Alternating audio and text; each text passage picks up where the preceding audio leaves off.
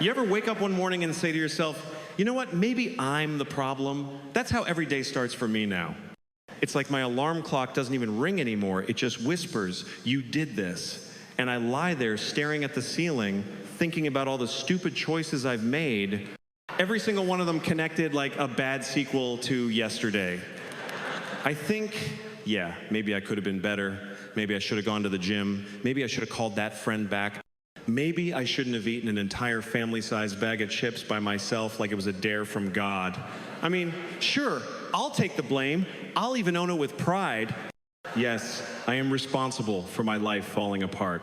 But then, give me 5 minutes and I start remembering everyone else. Because it's not just me. It can't be. There's no way I did all of this. You can't just tell me it's all my fault when there are so many other people clearly participating in this circus we call life.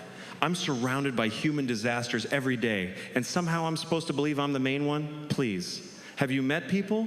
You walk outside and immediately get stuck behind someone who's moving like a glacier with earbuds in, holding a coffee like it's a newborn baby, texting, blocking the sidewalk for 6 people behind them. And I'm thinking, yeah, I'm the problem? Look at this. This is evolution's blooper reel. But still, I try. I really do. I tell myself, okay, today you're going to be better. You're going to be calm. You're going to take responsibility. And for the first 30 seconds, I believe it. I breathe deep, drink water, maybe meditate for 10 seconds until my phone buzzes and ruins everything.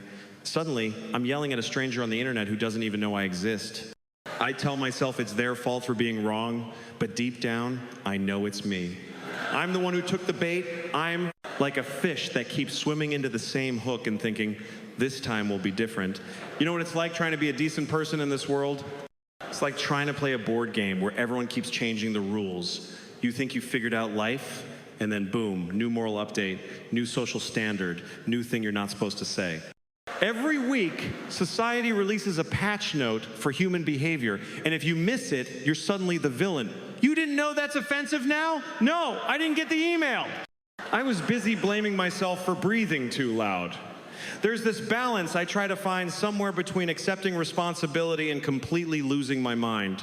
Because if you take too much blame, you start spiraling. You start believing everything that goes wrong is your fault. Someone cuts you off in traffic, you're like, maybe I was too visible. Maybe my car gave off insecure energy. You drop your phone, and somehow you think, maybe this is karma for not calling my mom. But if you stop blaming yourself altogether, you become that other type of person, the one who thinks the universe is just out to get them personally. The world's against me. No, man, the world doesn't even know you exist. The world's too busy ignoring everyone equally. It's weird, though, because deep down we kind of love blaming ourselves. It gives us control. It's twisted, but when you say it's my fault, at least it means you had a say in what happened. Because if it's everyone else's fault, you're just a victim. But if it's your fault, maybe next time, you can fix it. You won't, of course. But at least you get to pretend you might. That's the sweet illusion of self-awareness. It's like therapy without improvement. I tell myself all the time, you gotta own your mistakes. But owning your mistakes feels like adopting a pet you didn't want. It's a lot of responsibility, and it keeps coming back. You think you've learned from it, and then one night you're drunk texting someone, and boom, the same mistake has a sequel. You start realizing you didn't own it, it owned you. Every bad decision you've ever made has your home address and shows up uninvited at 3 a.m. And people love to say, everything happens for a reason. Yeah, the reason is usually me making terrible choices. But sometimes, I really think everything happens because everyone else is also making terrible choices. Like, I'm just one of billions of idiots trying to do their best in a world designed to make us fail in slightly different, creative ways. The traffic light turns red right when I reach it, not because of fate, but because some other idiot pressed the crosswalk button 15 seconds before I got there. I'm late because they had a moment of civic responsibility. See? Not my fault. I blame me for leaving late, but also that guy for having legs. Sometimes I look at how I react to things and realize I've spent years fine-tuning the art of blaming myself, just the right amount. I'll take enough blame to seem mature, but not enough to actually change. I'll say, yeah, that's on me, but what I really mean is, let's move on before anyone digs deeper. You ever do that? Admit you're wrong just to end the argument? That's not growth, that's strategy. That's self-defense disguised as wisdom. And then there's that moment when you start feeling good about your accountability, like you've cracked the code to adult life. You've apologized, you've reflected, you've learned, you're proud of yourself. Then someone brings up that one thing you forgot about. That mistake from 5 years ago you thought had expired. Nope, still there, waiting like a saved file. Suddenly, all that growth evaporates, and you're right back to blaming everyone else again. Well, if you hadn't brought it up, we all wouldn't be here right now. I think part of the reason we all play this blame game is because we live in a world that's just one big chain reaction of nonsense. You spill coffee on yourself, and you're mad at the cup, the lid, the coffee shop, the barista, gravity, God, anyone but you. But then later when you're alone, you admit, okay, maybe I shouldn't have tried to drink coffee while driving with my knees. There's no clean answer. It's not about guilt, it's about ratios. You take 60% of the blame, give 40% to the rest of humanity, and call it even. That's how you stay sane. The truth is, we're not built to carry all the blame ourselves. We're social creatures. We need to distribute the guilt evenly, like emotional taxes. Otherwise, we implode. You ever notice how some people seem peaceful because they just hand out blame like it's Halloween candy? Oh, that's not my fault. That's capitalism. That's not my fault. That's genetics. That's not my fault. That's my horoscope. And I'm like, wow, that must be nice living rent-free in your own innocence.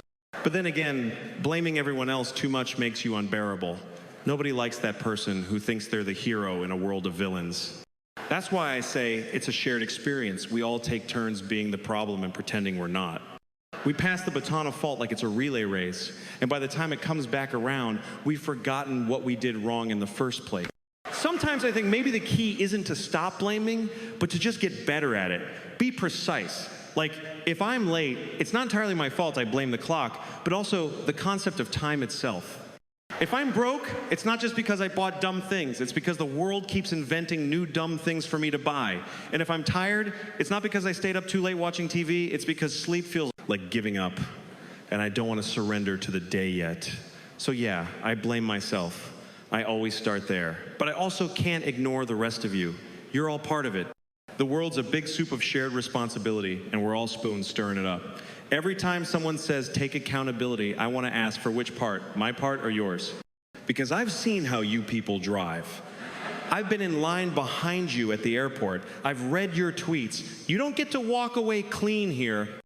At the end of the day, I think it's just human to point fingers, even if one of them's aimed at ourselves. Life's confusing, people are exhausting, and sometimes the only way to make sense of it is to blame everything, evenly distributed, like a democratic mess. We don't really want the truth, we just want balance. So yes, I blame myself, but I also blame literally everyone else, because if we're all guilty, then maybe none of us are. You ever notice how easy it is to say people are the worst? Like, it just rolls off the tongue. It's comforting in a weird way. You say it when someone cuts you off in traffic, or when a stranger decides the perfect place to stop walking is directly in front of you. You say it when someone's talking too loud on the phone in a quiet place. You say it when you open social media. It's universal. But then you catch yourself doing the same thing, and you have this horrifying moment of realization, oh no, I'm people. I'm one of them. I'm part of the species I keep complaining about. That's like finding out you've been the bad roommate the whole time. Every time I say people are the worst, I realize I'm talking about myself with better lighting. I'm the guy I hate in traffic. I'm the one scrolling through my phone at dinner pretending to care about other humans. I'm the one who leaves the grocery cart halfway between two parking spots because I'm in a hurry, even though I'm just going home to watch the same show I've already seen 6 times. We're all like this tiny, polite monsters convincing ourselves we're the only sane ones left. You ever try to have hope in humanity? It lasts about 3 minutes. You start your day with good intentions, thinking, you know what, people are good. Deep down, people care. Then you get stuck in line behind someone arguing with a cashier over 20 cents, and you think, never mind, civilization is doomed. But what makes it worse is knowing that tomorrow, I'll probably be that same person arguing over 20 cents. Because it's never about the money, it's about principle. That's how we justify being awful. It's the principle. No, it's not. It's your ego dressed up in a costume of righteousness. I think people don't realize how similar we all are when we're being terrible.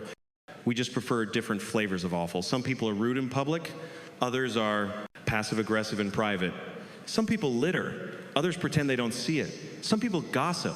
Others call it sharing concerns. We all have our way of being awful. It's just a matter of style. I mean, if you really think about it, most of our daily energy goes into pretending we're not like everyone else. That's the big illusion. I'm not one of those people. Yeah, you are. You just do it in a more socially acceptable outfit. The funny part is, when someone else screws up, it's a moral failure. But when we screw up, it's a bad day. If someone else forgets to hold the door open, they're selfish. If I forget, I'm distracted. If someone else drives like an idiot, they shouldn't be allowed on the road. If I drive like an idiot, I was avoiding a pothole. You see the pattern? Everyone else is trash, and I'm just tired. That's the beautiful hypocrisy that holds society together. Without it, we'd all collapse under the weight of self-awareness. You ever scroll through the internet and just lose faith in people? The comment sections alone are enough to make you want to live in a cave. You see people arguing like gladiators over absolutely nothing. Someone posts a picture of a dog, and within 2 comments, it's a political war. You think, what is wrong with people? But then, let's be honest, you've probably jumped into a pointless argument too. You've probably written a whole paragraph no one asked for. You've probably hit send on something you thought was brilliant, only to realize later you sounded like a lunatic. Because that's what people do. We lose perspective and then blame everyone else for being irrational. We love to act like we're the exception, though. We all think we're the one normal person surrounded by chaos, like we're the main character in a world of NPCs. We walk around thinking, what's wrong with everyone? As if we're walking enlightenment. But if you put a hidden camera on any of us for 24 hours, you'd have to delete it out of shame. You'd see yourself picking your nose in traffic, lying about being busy, pretending not to see a coworker so you don't have to say hi, judging people for things you do all the time. That's who we are.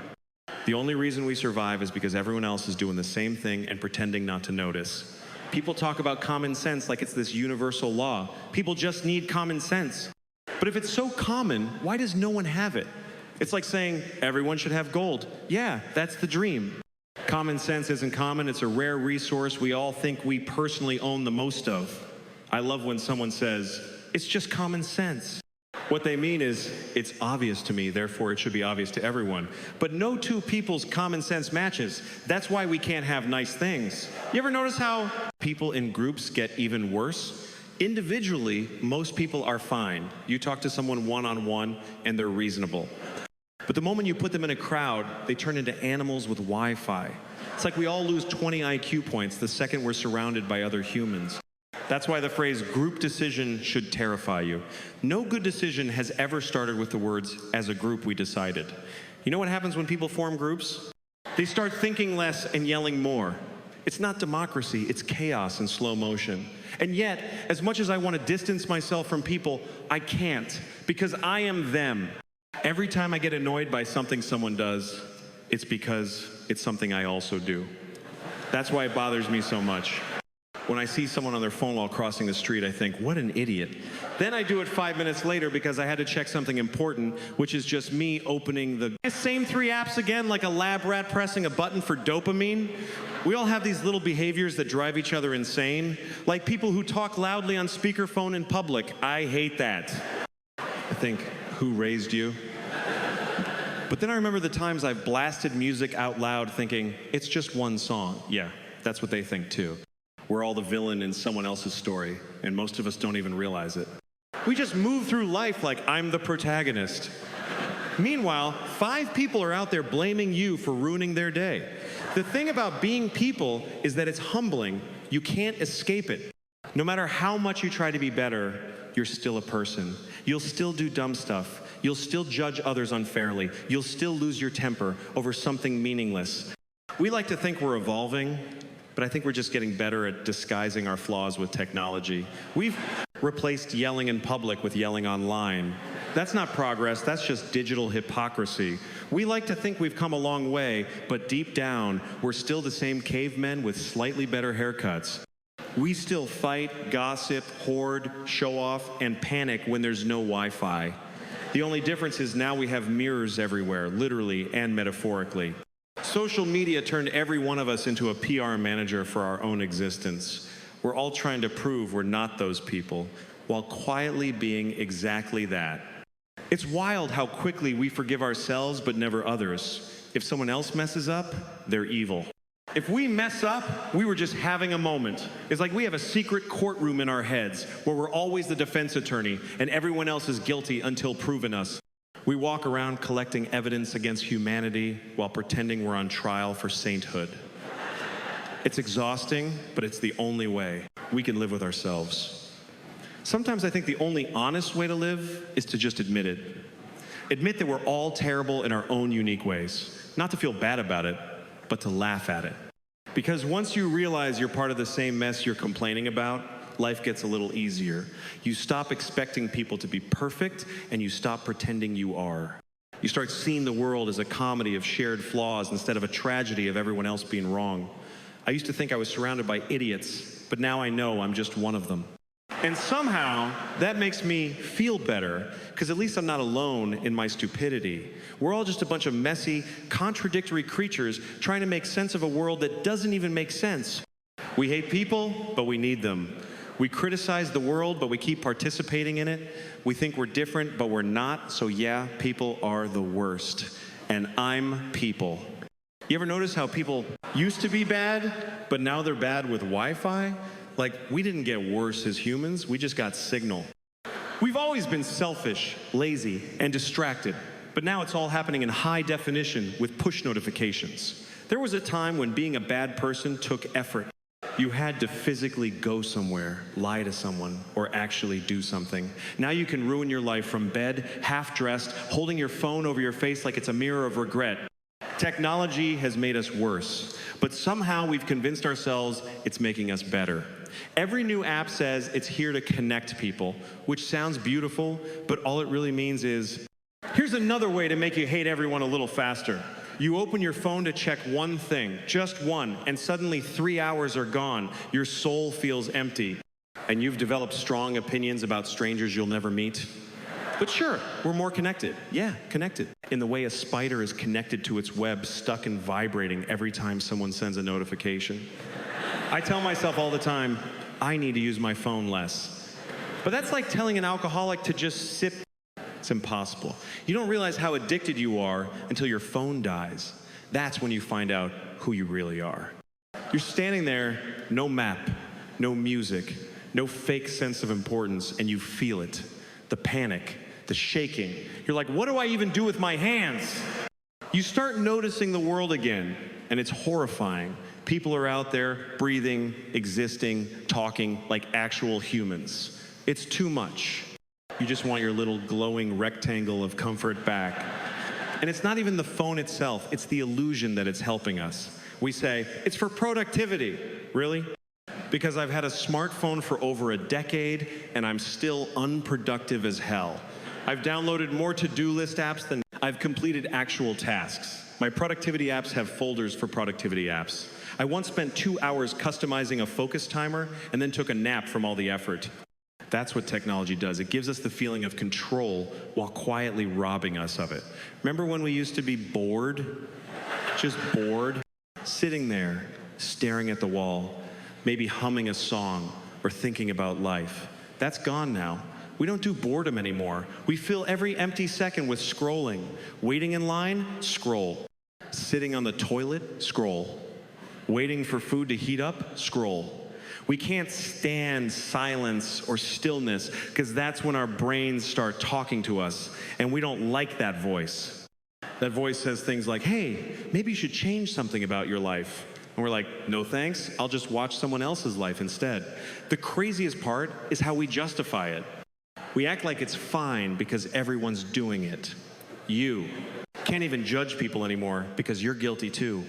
You see someone filming themselves at the gym and you think, wow, that's ridiculous. But then you remember you took a photo of your lunch last week because you thought the lighting was nice.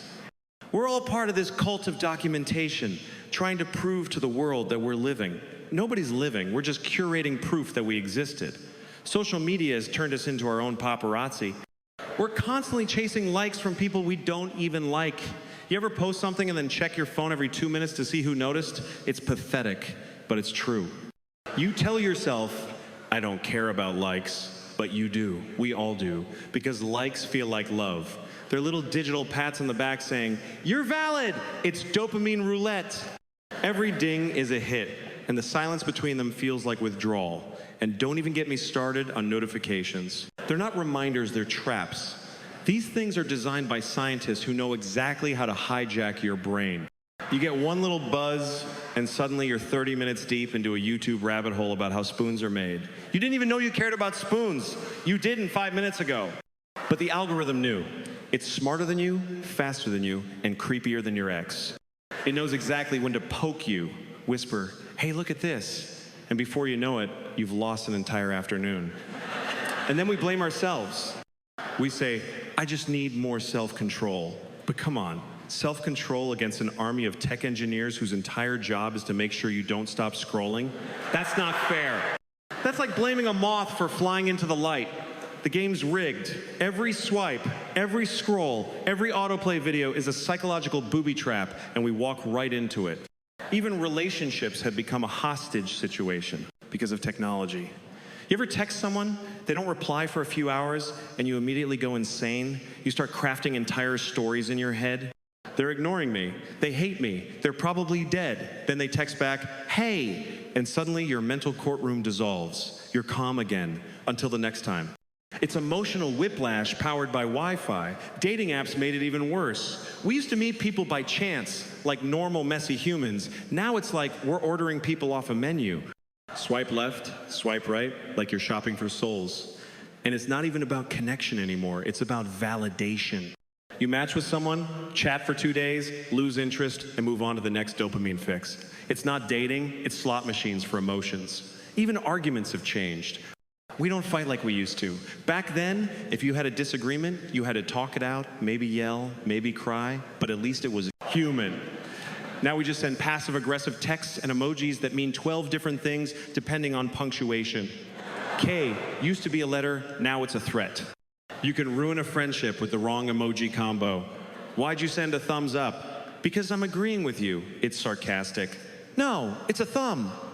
That's where we're at. We've turned human emotion into cryptic hieroglyphics, and everyone's offended all the time. And then there's the illusion of knowledge. We all think we're experts now because we have Google. You can't say anything without someone fact-checking you in real time. Actually, yeah, okay, professor. 10 minutes ago, you didn't know how to spell definitely. Now, you're an expert on international economics because you read half an article during lunch. Technology gave everyone access to information, but it didn't give us wisdom. It just gave us louder opinions. We're living in a world where everyone's broadcasting, but no one's listening. You open social media, and it's like walking into a stadium where everyone has a microphone. Just noise, 24/7s. Nobody's trying to understand anyone. They're just waiting for their turn to talk. We used to have conversations. Now we have comment sections. And those are just wars with punctuation. And the worst part is, we can't even disconnect anymore. Everything's tied to our phones. You can't function without them. Your photos, your contacts, your money, your tickets, your entire identity, it's all in there. Lose your phone, and it's like losing a limb. You go to the store, and they ask for your digital wallet. You're like, I don't even have a real wallet anymore. The phone has become our brain's external hard drive. We don't remember birthdays, directions, or phone numbers anymore because we outsourced our memory to the cloud. We don't even know how to be lost. We used to get lost, discover cool places. Now, if Google Maps lags for 3 seconds, we panic like it's the end of civilization. And yet, for all the complaining, I can't give it up. None of us can. Because as much as it ruins us, it also saves us. It distracts us from loneliness, from boredom, from thinking too hard about the fact that we're all just temporary beings floating on a rock in space. It's a glowing little portal of escape, a digital pacifier for grown-ups.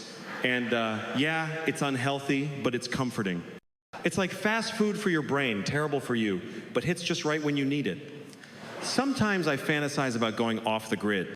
You know, deleting everything, throwing the phone into a lake, living a peaceful life. But let's be honest, I'd last maybe 12 hours before I started missing memes.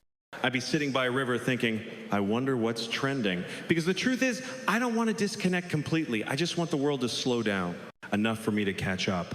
but it won't. It's speeding up every year faster than the last. We're all sprinting on a treadmill that never stops, pretending we're evolving when really we're just buffering. So yeah, maybe technology made me worse. Maybe it made all of us worse. But the worst part is that I can't even tell if I'd want to go back to how it was before. Because this chaos, this constant noise, distraction, and dopamine, it's become who we are. We used to live life and occasionally check our devices. Now we live through them. And I guess that's the irony. We built all this technology to make life easier, but somewhere along the way, life became just another app we're trying to keep open. Parenting is basically a long-term psychological experiment where everyone involved is slowly losing their minds and pretending they're doing great. You start out with this beautiful idea that you're going to raise perfect kids, calm, kind, grateful little humans. And then, about 3 days in, you realize you've accidentally created a small emotional dictator who can destroy your day with one sentence and half a pout.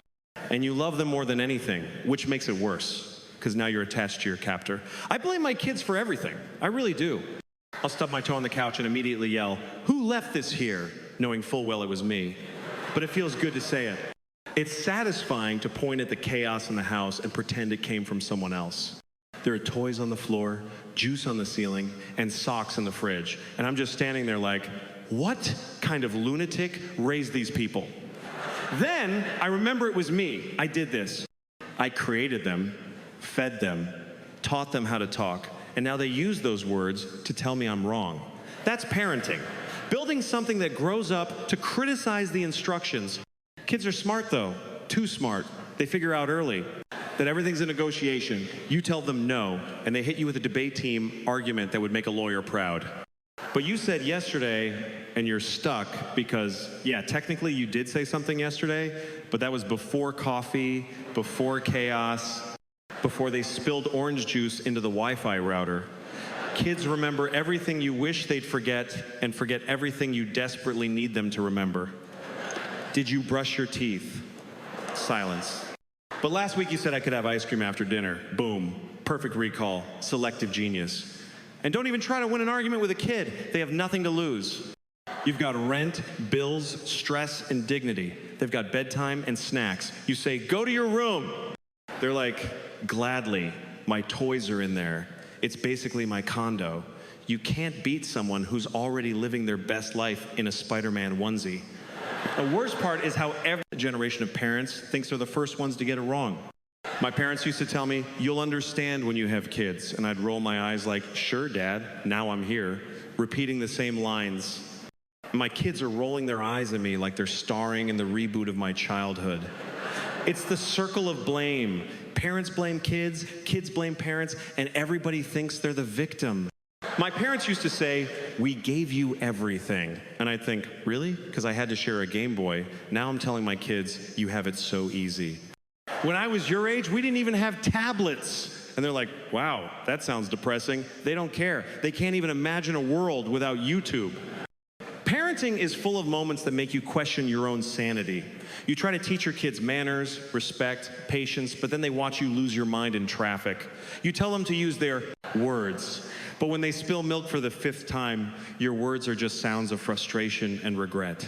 You try to set an example, but the example ends up being, here's how you apologize for yelling after pretending you weren't yelling. And then there's this whole new generation of parenting styles. Gentle parenting, mindful parenting, attachment parenting. It's like Pokemon. There's a new one every year. Everyone's got advice. Don't yell, don't punish, don't bribe, don't say don't. It's impossible to keep up. Every parenting book says something different, and they all make you feel like you're ruining your child by existing. My parents didn't read books. Their parenting style was figure it out or get yelled at. And somehow we survived. We didn't need a podcast about boundaries. We just learned not to talk back when the slipper was within reach. Now it's all about communication. You can't just say no anymore. You have to explain your reasoning like you're testifying in court. I understand that you want to eat cookies before dinner, and your feelings are valid, but your body needs nutrients to grow strong and healthy. And the kid just looks at you and says, so that's a no? Yeah, it's a no. Just eat the broccoli and let me die in peace. And parenting in the age of technology is its own brand of nightmare. Screens are like both the enemy and the babysitter. Every parent swears they won't let their kids have too much screen time until they need 5 minutes of silence. And then it's, here, take the tablet, take the phone, take the Wi-Fi password, just don't talk to me. You hand them a device thinking you're buying a little piece. But what you're really doing is creating a tiny addict who will someday throw a tantrum because YouTube froze for 4 seconds. And the guilt is constant. You feel guilty when you're with your kids because you're tired. And you feel guilty when you're away from them because you miss them. You feel guilty for yelling, guilty for spoiling, guilty for working too much, guilty for not working enough.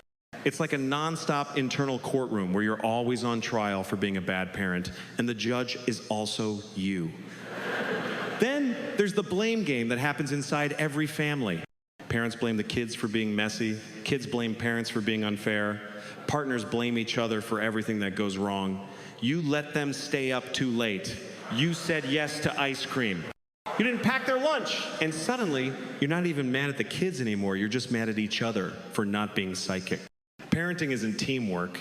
It's two people trying to survive the same hurricane while arguing about who left the window open. And every parent has that moment when they realize their kids are just smaller versions of them, only worse because they're honest. You tell your kid to clean their room, and they say, but your room's messy too. And you're like, that's different. How? It's not. You're just bigger. They're just doing a fun-sized version of your bad habits. You yell at them for leaving the lights on, then walk out of the room and forget yours. You tell them to stop shouting, but your whole neighborhood can hear your lecture. Kids are just mirrors with bad timing. They reflect all the parts of you that you wish you'd hidden better. And then comes the teenage phase, the era of ultimate blame. Teenagers are professional blame distributors. Everything that goes wrong in their lives is your fault. They wake up grumpy, it's your fault for waking them up. They fail a test, it's your fault for not reminding them to study. They don't have friends, it's your fault for existing. And you can't argue with them because they've got logic fueled by hormones and Wi-Fi. You try to reason with them, but they have the ultimate weapon, eye rolling. You can be making the most heartfelt point about responsibility and they'll just sigh, look at their phone, and say, okay. That one okay can drain years off your life.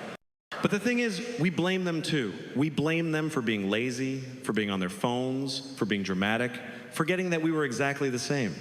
We've just rebranded our bad behavior into adult stress.